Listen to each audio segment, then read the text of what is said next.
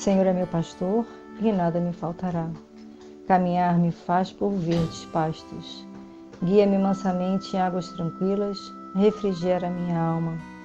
Guia-me pelas veredas da justiça, por amor ao seu nome.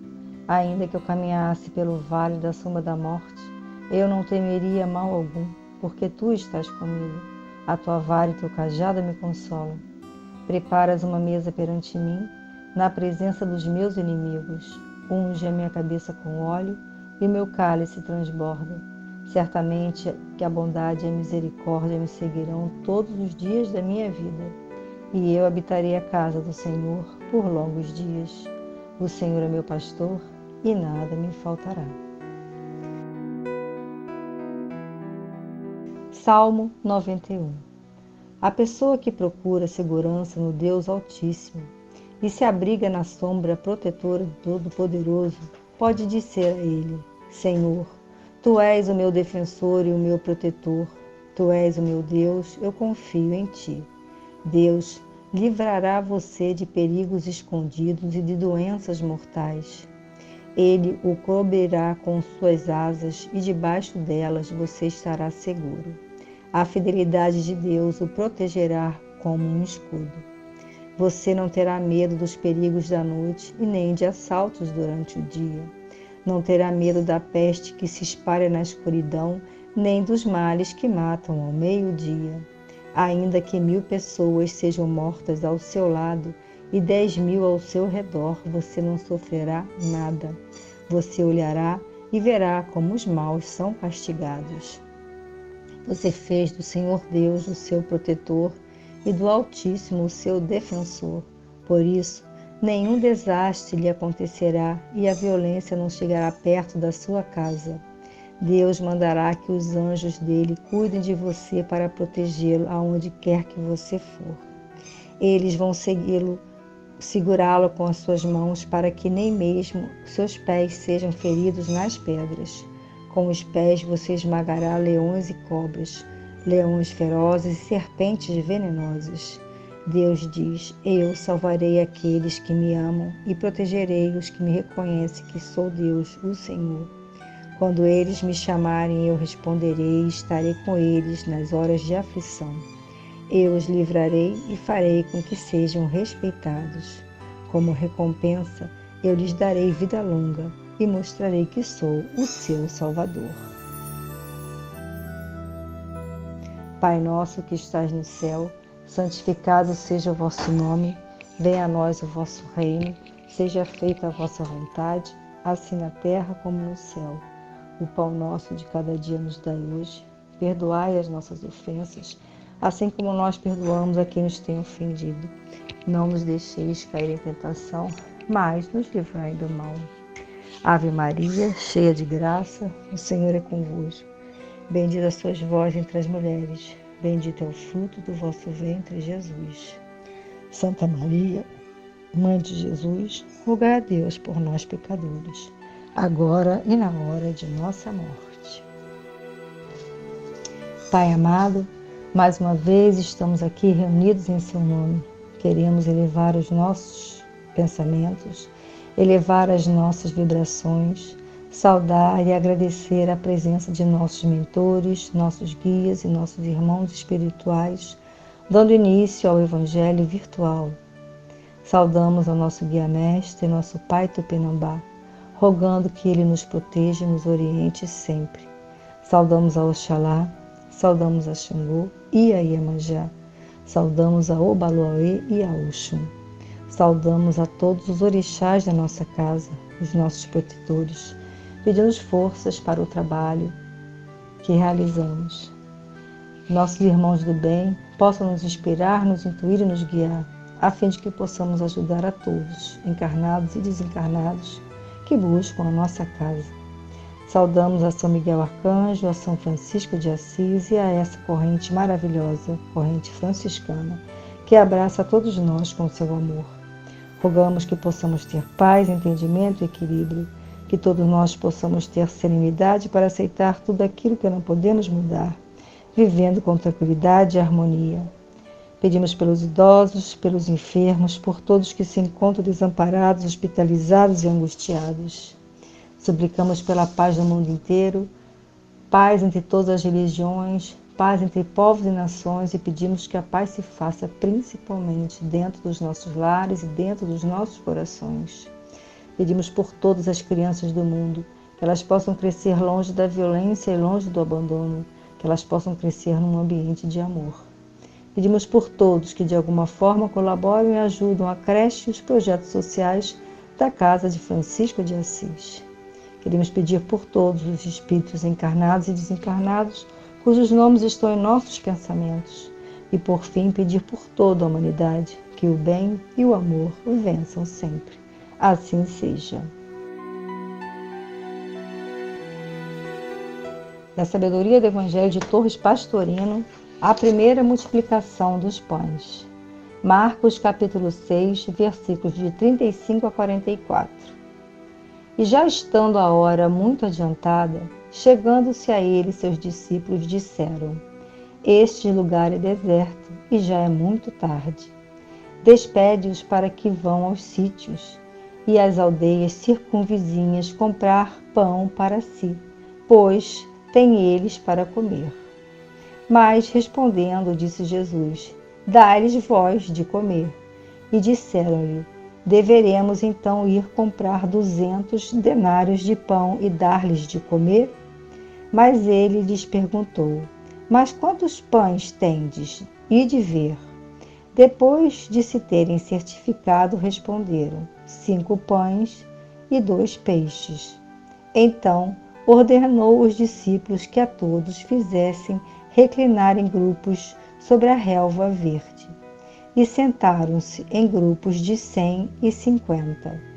E ele tomou os 5 pães e os 2 peixes, e erguendo os olhos ao céu, deu graças, e partindo os pães, os ia entregando aos discípulos, para eles distribuírem, e repartiu por todos os 2 peixes.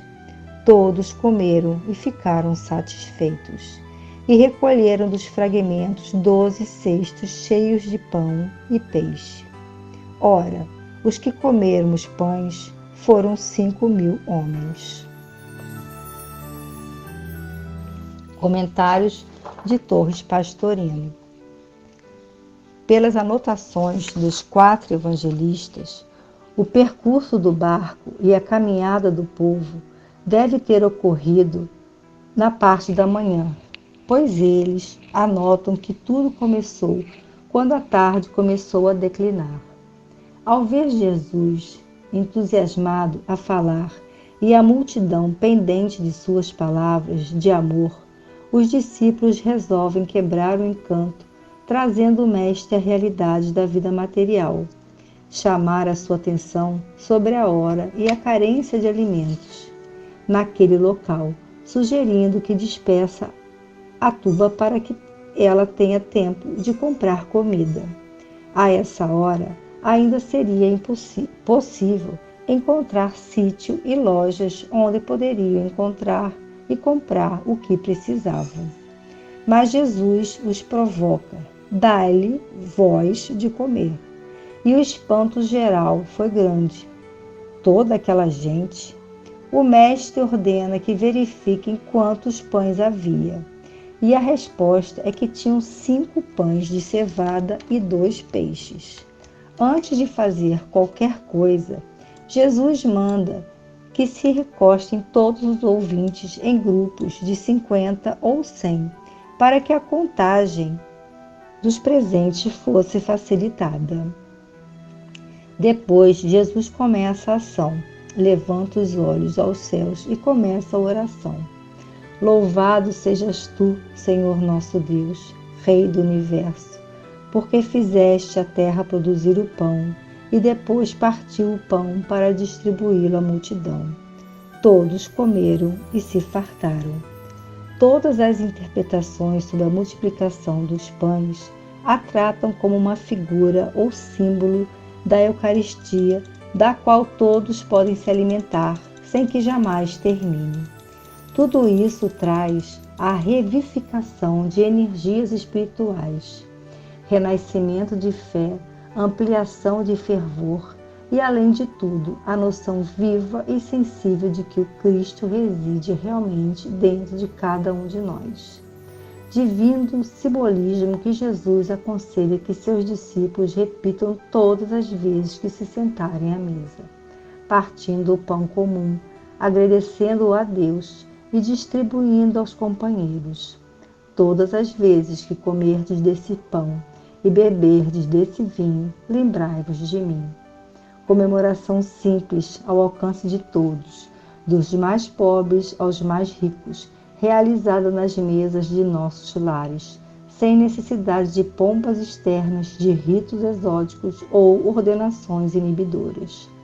O simples partir de nosso pão cotidiano é uma recordação, é magnífico e inigualável simbolismo que temos que realizar com devoção, em comemoração sincera e íntima que devemos fazer em memória do nosso Mestre.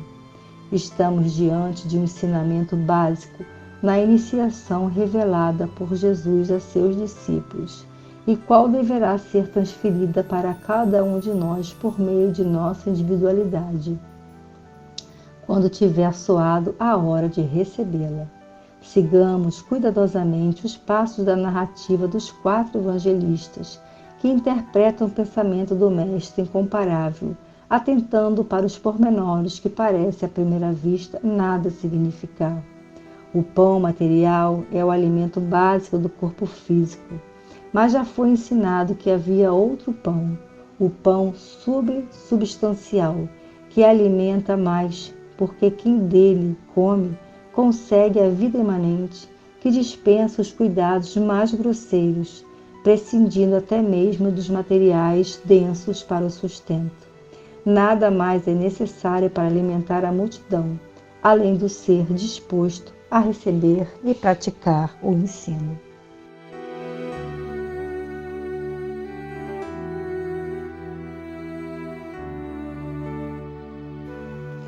Recebemos hoje mais um grande ensinamento de Cristo na parábola da multiplicação dos pães. Uma enorme multidão escutava atentamente as pregações de Jesus, que foi avisada por seus discípulos que já estava ficando tarde e que era melhor encerrar para que o povo pudesse ir embora e ainda conseguir alimento. Em seus comentários, Torres Pastorino nos mostra todo o simbolismo que essa parábola nos traz, e são muitas as relações entre o material e o espiritual. Assim como o corpo material precisa de alimento, o espiritual também precisa de igual atenção, também precisa ser alimentado. Primeiro, Jesus pergunta: quantos pães temos? E por que essa pergunta? Porque é importante que estejamos disponíveis e com vontade de nos ligar ao nosso Cristo interno. Por isso ele pergunta: quantos pães existiam na cesta? Porque a partir do que existisse, ele faria a multiplicação. Para alimentar o nosso corpo material, Jesus perguntou quantos pães havia, o que nos mostra que para alimentar o nosso corpo espiritual, também precisamos ter o que oferecer. Ser um terreno em que a semente semeada, ou seja, a palavra divina, possa brotar e crescer firme e forte. O pão, alimento simples e barato, que alimenta o nosso corpo físico, representa o alimento do nosso espírito, que dispensa cuidados exagerados e é tão simples quanto o pão nosso de cada dia. Basta que tenhamos a atenção e o interesse de cuidar do nosso corpo interno, o Cristo que habita em cada um de nós, elevando sempre nosso pensamento, elevando sempre as nossas vibrações, praticando os ensinamentos do nosso Mestre e nos conectando com Ele sempre. Oração de São Francisco de Assis. Senhor, fazei-me instrumento de vossa paz. Onde houver ódio, que eu leve o amor. Onde houver ofensa, que eu leve o perdão. Onde houver discórdia, que eu leve a união. Onde houver dúvidas, que eu leve a fé. Onde houver erro, que eu leve a verdade. Onde houver desespero, que eu leve esperança. Onde houver tristeza, que eu leve alegria. Onde houver trevas, que eu leve a luz. Ó Mestre, faz com que eu procure mais consolar que ser consolado, compreender que ser compreendido, amar que ser amado, pois é dando que se recebe, é perdoando que se é perdoado e é morrendo que se nasce para a vida eterna. Fiquem em paz, fiquem com Deus.